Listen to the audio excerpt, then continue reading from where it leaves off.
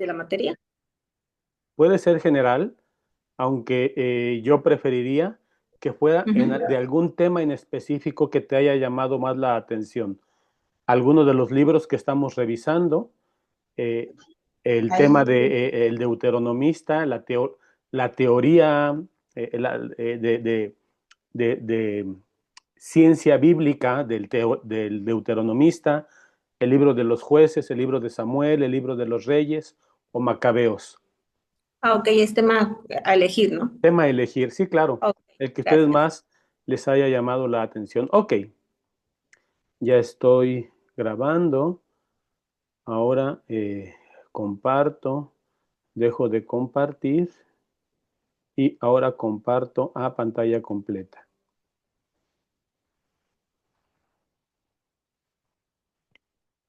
Vamos a comenzar, mis queridos hermanitos, en el nombre del Padre y del Hijo y del Espíritu Santo. Amén.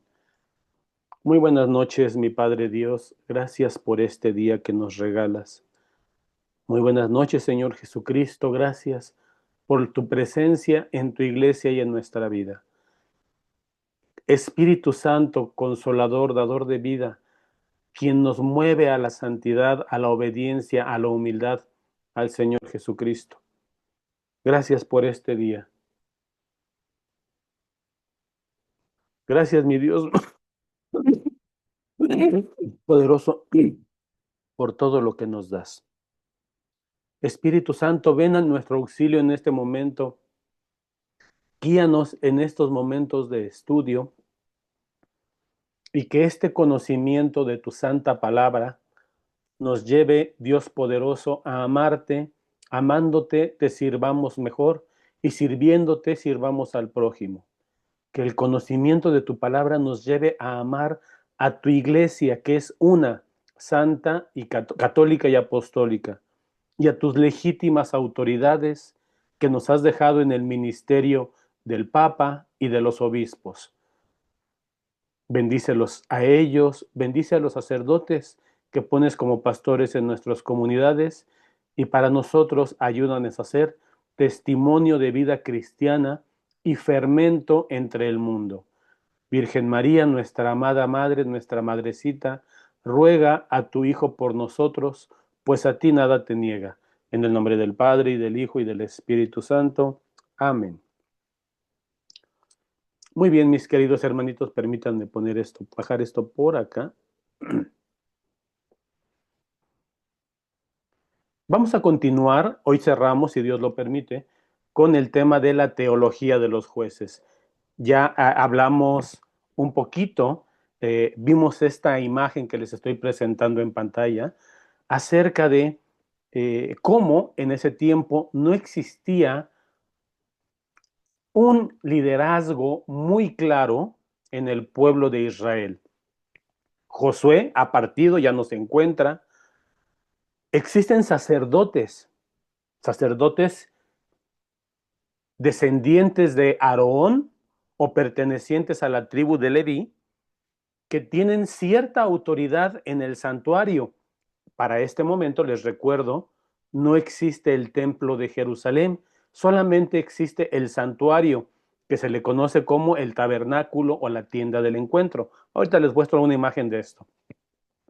Pero los sacerdotes no logran destacar como líderes para todo Israel, ni siquiera el que sea considerado el sumo sacerdote en el santuario.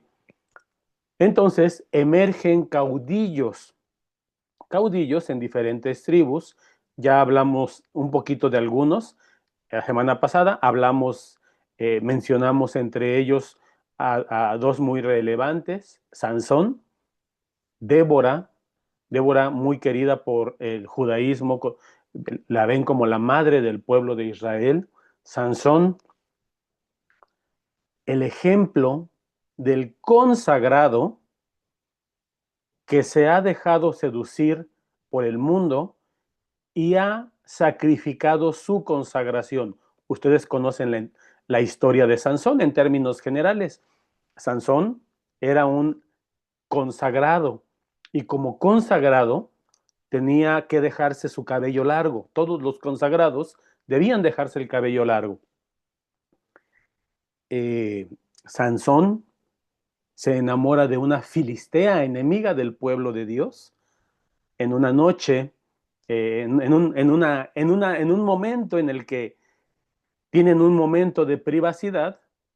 Esta mujer, ¿recuerdan cómo se llamaba esta mujer que le endulzó el oído a Sansón? Dalila. Dalila. Dalila, Dalila. aprovechando que Sansón se ha dormido, le corta el cabello. Claro, a veces la piedad popular le ha asignado que el poder de Sansón, un hombre fuerte, poderoso, un juez importante, el poder de Sansón estaba en su cabello. Y en cierta forma sí, pero no precisamente. Es decir, el poder de Sansón estaba en su consagración como consagrado a Dios. El pecado de Sansón fue primero coquetear con el enemigo. El segundo, acostarse con el enemigo. Y el tercero, dormirse en manos del enemigo. Creo que de aquí podemos sacar una enseñanza teológica muy valiosa. En nuestra vida cristiana, desde que nosotros conocimos al Señor Jesucristo, el Señor nos va guiando con su Espíritu Santo y hemos entendido nuestra consagración como bautizados. Nuestro poder nos viene de ser bautizados hijos de Dios. Ustedes lo saben, clases de catecismo básico, con nuestro bautismo somos sacerdotes, profetas y reyes. Bueno, pero en este proceso de vida cristiana, ustedes han conocido al enemigo, ¿saben quién es el enemigo? Una pregunta, ¿el enemigo les ha coqueteado a ustedes? Sí. Nos coquetea diario, todos los días. Busca la manera. Conoce nuestras debilidades muy bien. Sabe por dónde nos puede entrar. Segunda pregunta, ¿alguna vez se han dejado manosear por el enemigo? Sí. Sí. Sí. Somos unos Sansones, somos unos Sansones. Ajá. Tercer pregunta, y más difícil. Estando coqueteando con el enemigo, se han dormido en sus laureles, se han dormido en manos del enemigo, arriesgándose a perder, a arriesgar su consagración de bautizados. No sé ustedes, yo sí. Sí. Yo sí, yo también. Y bendito Dios, gracias a Dios, el Espíritu Santo nos vuelve a animar, nos rescata y nos lleva a la confesión en sus legítimos ministros. Permítanme aquí darle bienvenida.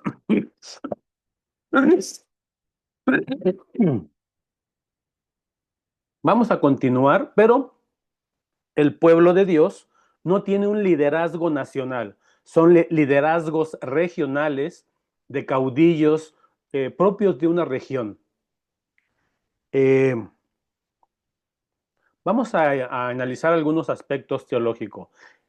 Primero, el ciclo de infidelidad y redención. Es decir, el pueblo de Dios peca, o alguna de las tribus del pueblo de Dios peca, el pueblo de Dios clama a Dios porque en su pecado le empieza a ir mal, el pueblo de Dios entiende que sus desgracias vienen de haberle fallado a Dios, y entonces Dios les levanta un juez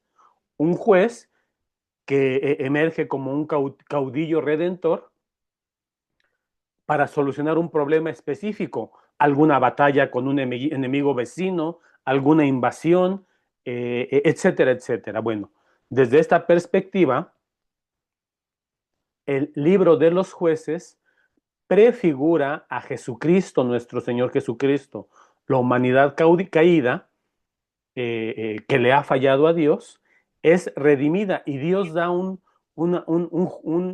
digamos, el máximo juez, que es nuestro Señor Jesucristo, que es el máximo caudillo, el enviado, el elegido, el Mesías. Otro aspecto teológico que podemos destacar del libro de los jueces es el tema de la soberanía y de la misericordia de Dios en la historia. Es decir, que Dios no es un Dios ausente ni de la historia de la humanidad y menos aún de la historia de su pueblo. Y lo más importante, Dios jamás abandona a su pueblo. Dios siempre da las providencias para que el pueblo de Dios pueda crecer incluso en las adversidades. Me viene a la mente el periodo que vivimos los mexicanos, sobre todo en el noroccidente del país, con el tema de la cristeada.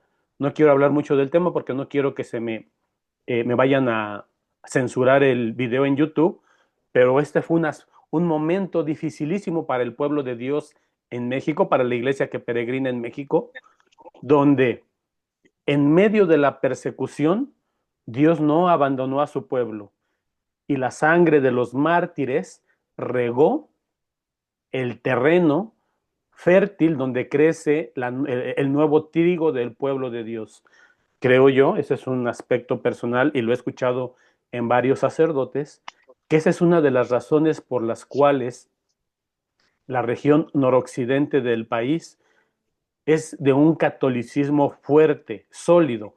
Aún así, se ha debilitado en el paso de los años, pero esta región ha sido bendecida porque ha derramado mucha sangre de mártir. Ustedes lo saben, el seminario diocesano más grande del mundo, ¿saben dónde se encuentra? Guadalajara. Guadalajara. Nuestra diócesis es capaz de ordenar a más de 30 sacerdotes cada año. Si lo comparas con el 1 o 2 sacerdotes que se ordenan en las diócesis españolas cada 5 o 10 años, imaginarás lo bendecido que somos. Un tiempo de mi vida participé en el seminario, no como profesor, sino como alumno, en el seminario conciliar de Catepec. Hoy día ese seminario está ordenando 1 o 2 sacerdotes cada 4 años. Es muy poco. Guadalajara es una tierra bendecida, que en la adversidad Dios nunca nos abandona.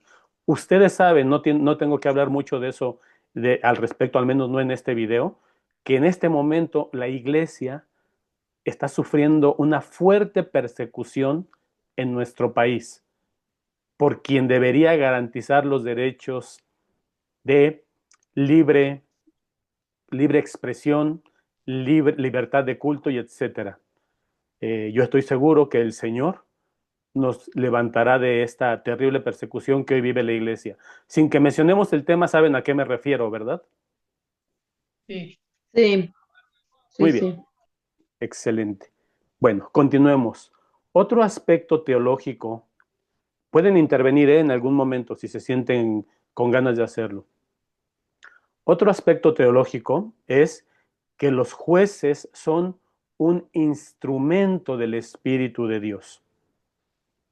Dios utiliza a estos jueces, primero, para salvar o proteger a su pueblo. Segundo, para tener cierta legislación, ciertas leyes, cierta autoridad, aunque sea regional. Son una providencia de Dios. Vamos a ver los 2 puntos. No son jueces judiciales, sino líderes carismáticos. Aquí la palabra carismático no se refiere a los carismas del Espíritu Santo, sino se refiere a líderes con don de gentes que atraen. Dime, Carlita.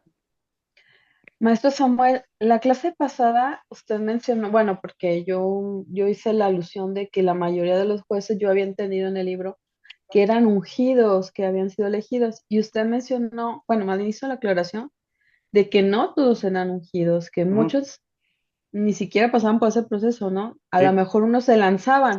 Ujú. Mi pregunta es, si no eran tanto como elegidos por Dios, o si sí lo eran, ¿cómo eran aquellos que no eran elegidos y se lanzaban, pues cobijados por la divinidad para sacar adelante el pueblo judío? Esa es una buena pregunta, una pregunta muy interesante, porque la forma en la que se transmitía o que se delegaba la autoridad era a un líder en el pueblo de Dios, era precisamente a través del proceso del ungir. Y el ungido era ungido típicamente por un sacerdote. ¿Con qué se le ungía? Se le ungía con aceite de olivo que se derramaba en su cabeza. Y una vez que la persona era ungida, estaba preparada para la misión que Dios le encomendaba. Todos los sacerdotes deberían ser ungidos, pero los jueces no. Algunos jueces se levantaban solo como líderes carismáticos que atraían por a veces, no siempre, por su honestidad, por su valentía, por su amor a Dios, no siempre. Y, eh, y eso era considerado por el pueblo como parte de la providencia de Dios.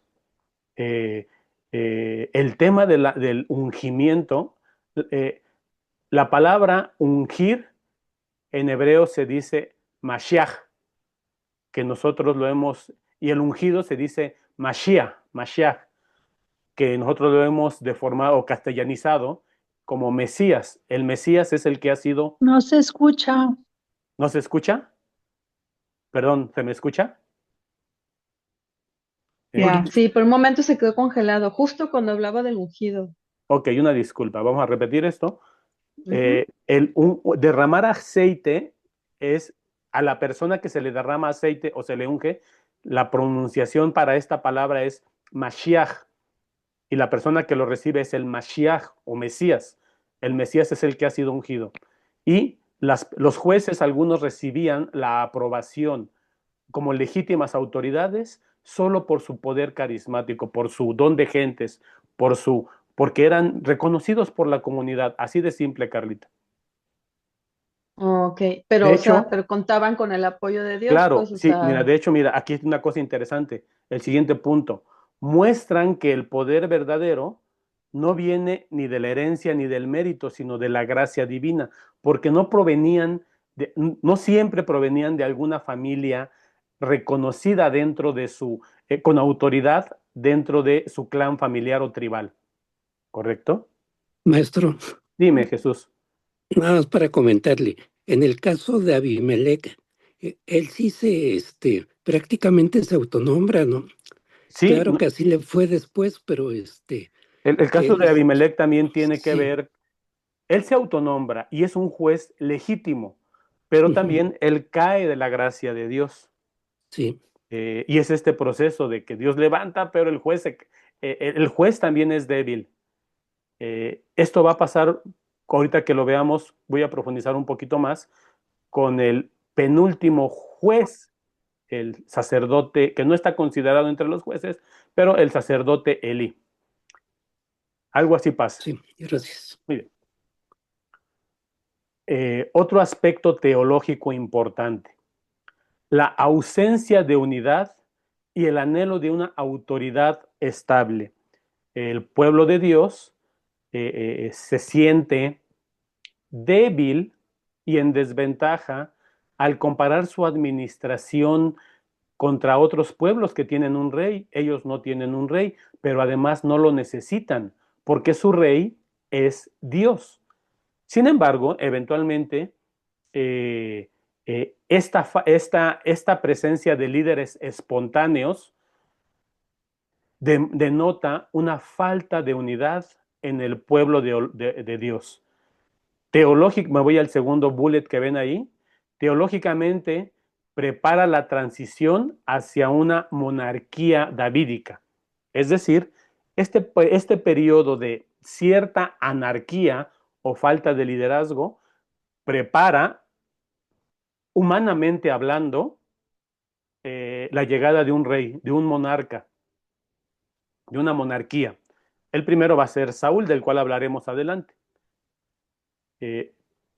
Aunque desde el punto de vista teológico, el sacerdote Samuel se opondrá a una monarquía, pero no me adelanto porque eso lo veremos cuando lleguemos a Samuel.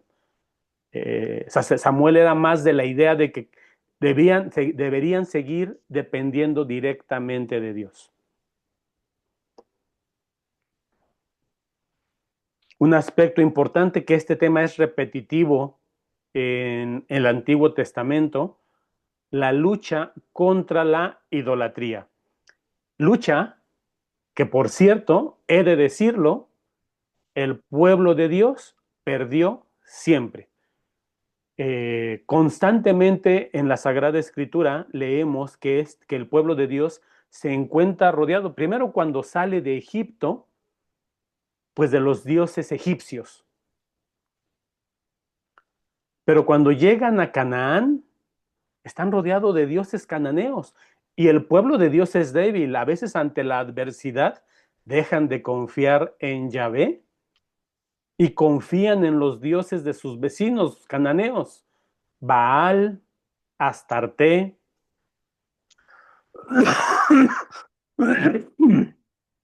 Marduk, etc. La arqueología ha demostrado, ha encontrado que en ciudades israelitas de la época de los jueces, en casas, en restos arqueológicos, imágenes de ídolos paganos. La evidencia muestra que el pueblo de Dios constantemente caía en idolatría.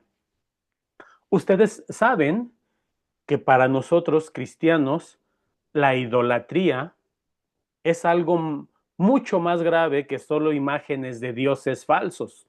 El Señor Jesucristo, desde la perspectiva del Evangelio, en el Nuevo Testamento, la idolatría es todo aquello que el Evangelio llama viene del vientre, nuestras bajas pasiones, nuestra soberbia, nuestra avaricia. Estas son las idolatrías que el Evangelio nos resalta mucho. Nosotros no, bueno, al menos yo creo que ninguno de ustedes cree en dioses griegos, dioses egipcios o dioses cananeos, pero sí es posible que estemos en la tentación bajo los nuevos dioses, el poder, el placer, el tener. ¿Correcto? Sí. Nada más recuerden, ustedes sí les he comentado esto. ¿Recuerdan cuál fue el primer dios falso o ídolo que el pueblo de Dios se levantó tan solo inmediatamente después de que salieron de Egipto? Tan solo poquito después de que Aarón y sus hijos fueron consagrados por Moisés como sacerdotes, el primer acto litúrgico de Aarón, ¿recuerdan cuál fue? El becerro de oro. El becerro de oro. ¿Y a quién representaba ese becerro de oro? ¿Quién era? Bueno, Babal.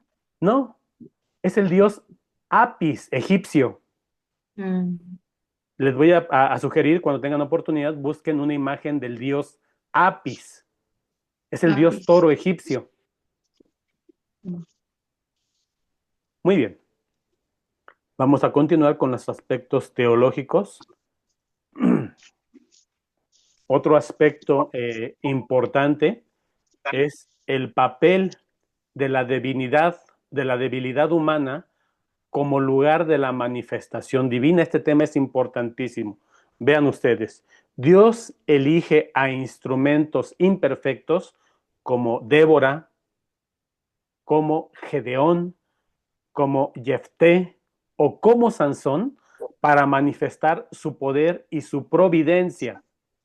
Las victorias no son por fuerza humana, sino por la acción gratuita del Espíritu. Y enseñan que Dios obra incluso a través de la fragilidad humana. Esta es una referencia directa a la humanidad del Señor Jesucristo. Dios, siendo Dios, no reivindicó o no se aferró a su naturaleza divina, sino que tomó la condición humana, tomó la debilidad, la pequeñez humana para salvarnos. ¿Alguien me puede decir qué pasaje bíblico es? Porque no lo recuerdo. Dice así: Jesús, siendo Dios, no se aferró a la condición humana. ¿Me pueden ayudar a buscarlo? Es carta a los tesalonicenses, si no me equivoco. Capítulo debe ser el 3 más o menos. ¿Me ayudan? Jesús, siendo Dios, no se aferró a su condición divina. ¿Alguien podría buscarlo en su navegador? Si no, déjenme lo busco yo. No traigo mi... Filipenses 2:6. ¿Perdón? ¿Perdón? Filipenses 2:6. Filipenses 2:6. ¿Me lo leen, por favor? Ay, déjamelo. Entro aquí. Ajá. Mm, Cristo, siendo de condición divina. ajá. Adelante.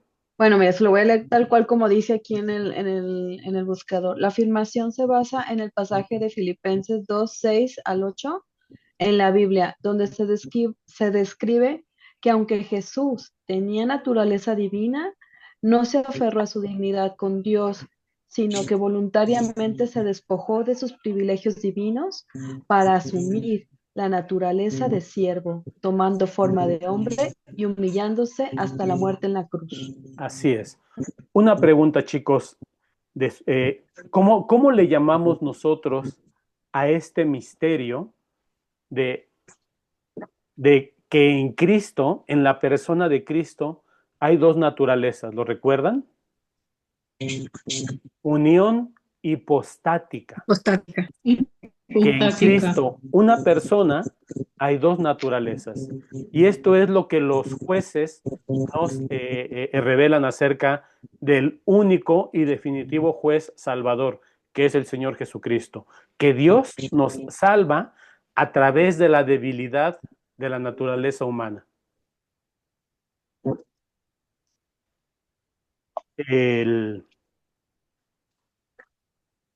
También el libro de los jueces hace un énfasis importante en el tema de los pactos con Dios, las alianzas que hay con Dios y el respeto a la ley de Moisés.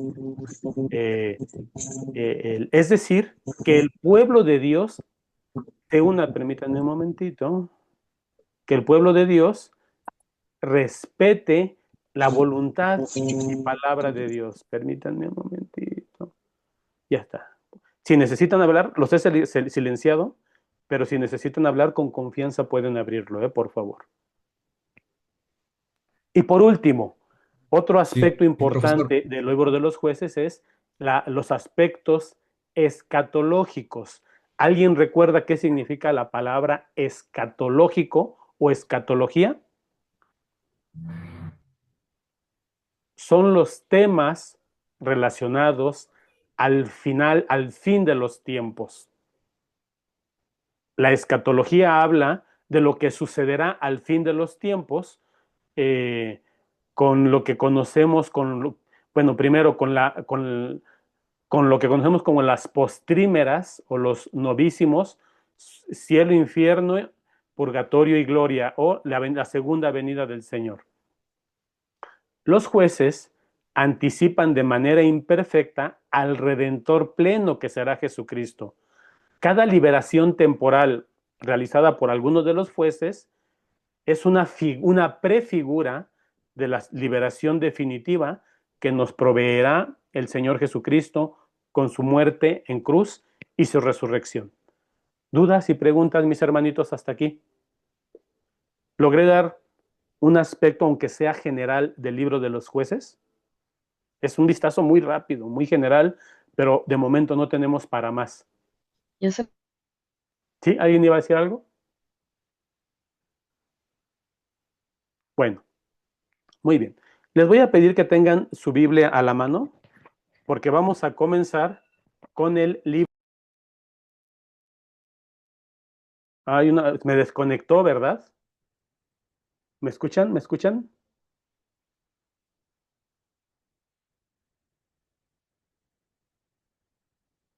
¿Me escuchan, chicos?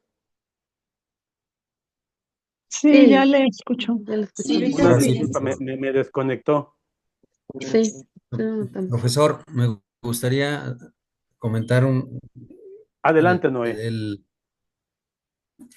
el pasaje que nos hace referencia, El de Filipenses porque 2 a mí no se me hace tan sencillo entenderlo, dice, de Filipenses 2 del 6 al al 8. 8, el cual siendo de condición divina, no codició el ser igual a Dios, sino que se despojó de sí mismo, tomando condición de esclavo, asumiéndose semejanza humana y apareciendo en su parte como hombre. Se rebajó a sí mismo, haciéndose obediente hasta la muerte, y ya hay una muerte de cruz, etc. Eso o sea, sabemos que es, pero por lo que yo lo medio interpreto, lo que acabamos de leer, es que en todo momento fue hombre, o sea, no, yo creo que por eso oraba tanto, Sí, sí, claro, para sí. entender los designios de su padre. O sea, no era como, o sea, como un semidios, ¿verdad? De que, pues, pues, Este tema, o un dios a ver, simulado. No sé si logro explicarme. sí, permítanme, déjenme ver si cambio a mayor velocidad. Me voy a desconectar un momento y me conecto. Es que creo que está lento. Voy a cambiar de red.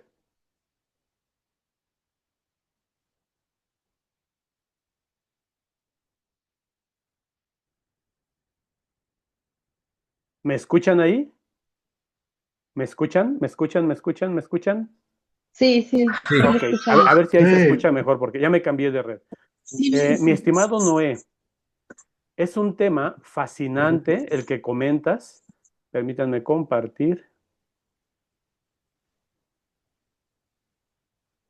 Eh, el misterio de la unión hipostática, más bien, el dogma, es un dogma y es un Disculpe, misterio, ¿sí está indica, grabando? ah, creo que sí, ¿no? No, sí está grabando, sí estamos grabando, Sí, sí está grabando. sí está grabando. Muy bien. Gracias. El dogma de la unión hipostática y el misterio nos dice que Jesús, después de la encarnación, fue verdaderamente hombre y que las dos naturalezas, la humana y la divina, no se mezclan, no se confunden. A ver, recuerdo el dogma es sin mezcla, sin división, sin confusión. Es decir, no es que la naturaleza humana anule a la divina o al revés, pero tampoco es que la absorban. El dogma de la unión hipostática es un misterio, como tal me cuesta trabajo explicarla, pero es que Jesucristo es plenamente Dios, pero también plenamente hombre. Y como hombre, él mismo no se aferró a su naturaleza divina, sino que se despoja y decide vivir completamente la naturaleza humana, completa. El Señor Jesucristo se sometió completamente a su naturaleza humana por su propia voluntad. Es un misterio la unión hipostática. Adelante, Silvia. Sobre lo mismo, maestro, pues yo pienso que cuando hacía los milagros, ahí actuaba la voluntad de Dios Padre. No sé si esté correcto. Bueno, sí, pero el Señor Jesucristo también hacía los milagros con su propio poder, porque recuerden, es un misterio enorme. la Santísima Trinidad es otro dogma donde Cristo es verdadero Dios. Así es. Entonces, si bien se despoja de las prerrogativas o privilegios o derechos de su divinidad, mismo así, para bien de la gente, no para bien propio, sino para bien de la humanidad, hace milagros y etcétera, no como una prerrogativa para él. Para sí mismo se despoja de sus privilegios divinos, pero para la humanidad hace milagros, etcétera, resucita, etcétera.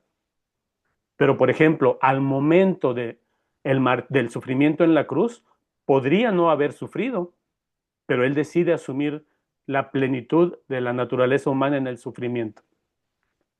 Muy bien. Voy a avanzar para no desviarme tanto de esta parte. Vamos a comenzar con el libro de Samuel. Primero voy a... ¿alguna otra pregunta, Silvia? Veo la mano levantada. No, maestra, es que Ok, no la bajé. bueno. El libro de Samuel. Voy a situarlos un poquito geográficamente. Es Samuel considerado el último de los jueces.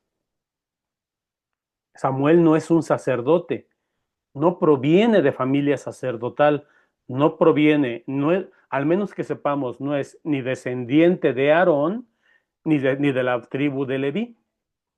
Es hijo de una mujer piadosa que se llama Ana y que no podía tener hijos. Le pide un hijo a Dios, Dios le da este hijo y debido a que Dios escuchó sus ruegos de Ana, le pone el nombre de Samuel, que significa Dios me ha escuchado. Por esta razón, desde pequeñito, Samuel es consagrado al templo, es entregado al templo como una forma de ofrenda, pero al mismo tiempo como un consagrado. Samuel va a ser como Sansón, un consagrado. ¿En dónde se encuentra el templo del que les estoy hablando? No es el templo de Salomón, no existe el templo de material, es el tabernáculo y se encuentra en la ciudad de Silo, en la tribu de Efraín. Por esta razón, al norte, lo que años después será conocido como Samaria. Por esta razón, los del norte piensan o llegan a pensar que el lugar legítimo donde debe de estar el santuario o templo de Dios es en Samaria, en el norte, y no en el sur, en Jerusalén. Bueno, ¿cómo es el Maestro, santuario? Adelante, adelante, Jesús.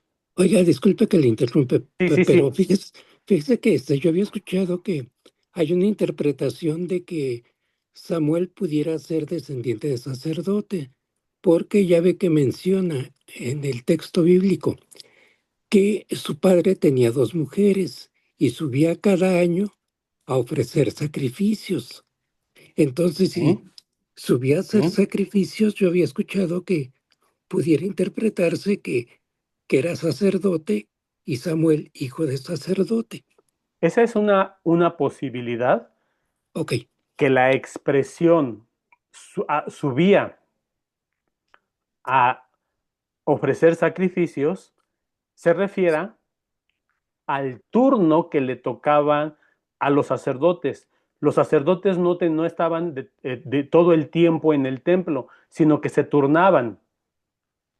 Entonces quizás es posible, aunque eso no lo podemos saber porque la Biblia no lo dice, era su turno, y si ese era su turno, posiblemente Samuel fuera de ascendencia sacerdotal.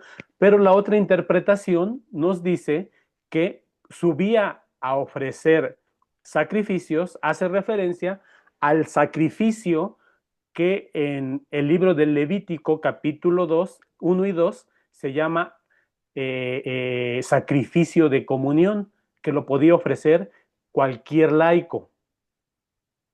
Entonces, el libro de Levítico, entre los capítulos 1 y 7, nos marcan los diferentes tipos de sacrificios que se ofrecían.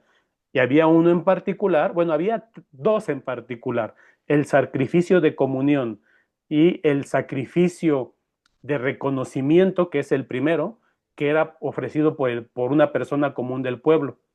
Entonces, es un tema complicado y esa es una posibilidad, efectivamente. Muchas gracias por el aporte. No Y tenemos la gracias. certeza, pero es una posibilidad, pero no tenemos la certeza Sí, muy bien, gracias. de que Samuel haya sido sacerdote. Déjenme traigo Sí, mi teléfono gracias. porque no sé qué horas son. 8:10, maestro, no se preocupe.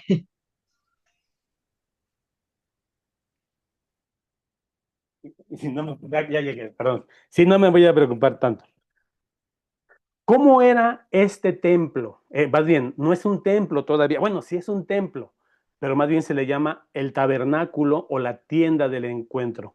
Físicamente se parece a esto que les estoy mostrando en imagen. La descripción de este tabernáculo está como una casa de campaña grande, pero sagrada, consagrada a Dios. Viene hecha en el libro de los Números y en el libro del Éxodo. Pero yo se las voy a describir aquí brevemente. Primero pueden ver ustedes el santuario hecho con techo de madera, con láminas de... Con, sí, como con triplais o planchas de madera, sostenida con postes de madera. Encima de ellos, algo así como una lona que lo cubría. Ese era el santuario o tabernáculo o también casa del encuentro. Afuera de él tenemos varias cosas. Ustedes pueden ver en esta imagen el atrio. En el atrio, bueno, en todo el contorno está un velo que separa al pueblo. El pueblo pone sus tiendas o sus casas de campaña donde viven en el contorno y este velo o esta cortina separa a todo el santuario de las casas de la gente. Y luego tenemos el atrio. El atrio es aquí donde ustedes pueden ver a los sacerdotes. Todos los que vean vestidos de lino blanco son sacerdotes normales, sacerdotes ministeriales, excepto uno que se ve en chiquito por aquí, que trae una vestimenta azul que se llama el efod y trae una como pechera que es el pectoral. Y por acá pueden ver algunos que no son sacerdotes, que tienen ropa que no es lino blanco, son laicos que a lo mejor fueron a ofrecer algún sacrificio por alguna razón. Pueden ver el mar de bronce. El mar de bronce es esta como tina de agua donde los sacerdotes se purifican, lavan sus manos y sus pies antes de ofrecer el santo sacrificio.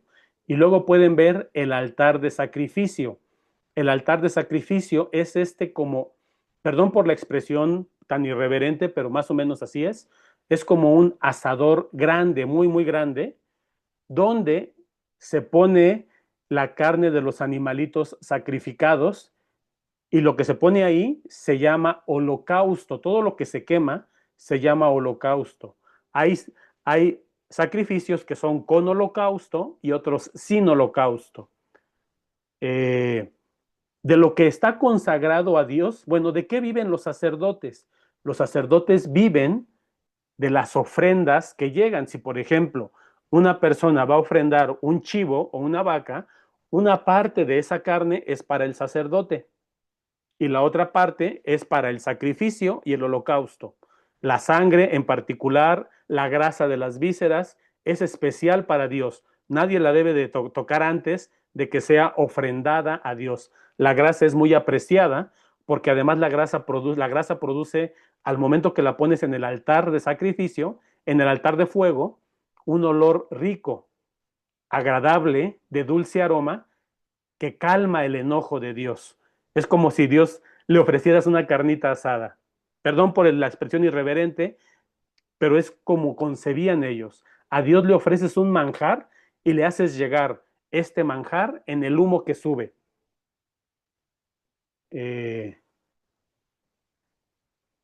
¿Hasta aquí dudas o preguntas? Bueno, por dentro el tabernáculo es más o menos así. ¿Me escuchan, chicos, chicas? ¿Sí se me escucha? Sí, sí, seguimos aquí, Sí, profe. Ok. aquí está. El tabernáculo por dentro tiene dos secciones.